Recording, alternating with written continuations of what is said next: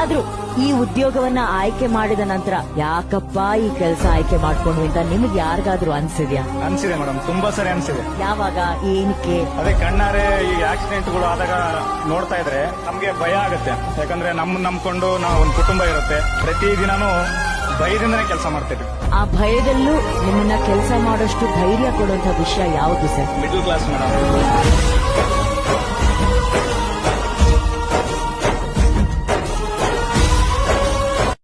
ಆದ್ರೂ ಈ ಉದ್ಯೋಗವನ್ನ ಆಯ್ಕೆ ಮಾಡಿದ ನಂತರ ಯಾಕಪ್ಪ ಈ ಕೆಲಸ ಆಯ್ಕೆ ಮಾಡ್ಕೊಂಡ್ವಿ ಅಂತ ನಿಮ್ಗೆ ಯಾರಿಗಾದ್ರೂ ಅನ್ಸಿದ್ಯಾ? ಅನ್ಸಿದೆ ಮೇಡಮ್, ತುಂಬಾ ಸರಿ ಅನ್ಸಿದೆ. ಯಾವಾಗ, ಏನಕ್ಕೆ? ಅದೇ ಕಣ್ಣಾರೆ ಈ ಆಕ್ಸಿಡೆಂಟ್ಗಳು ಆದಾಗ ನೋಡ್ತಾ ಇದ್ರೆ ನಮ್ಗೆ ಭಯ ಆಗುತ್ತೆ. ಯಾಕಂದ್ರೆ ನಂಬ್ಕೊಂಡು ನಾವು ಒಂದು ಕುಟುಂಬ ಇರುತ್ತೆ, ಪ್ರತಿದಿನನೂ ಭಯದಿಂದನೇ ಕೆಲಸ ಮಾಡ್ತೇವೆ.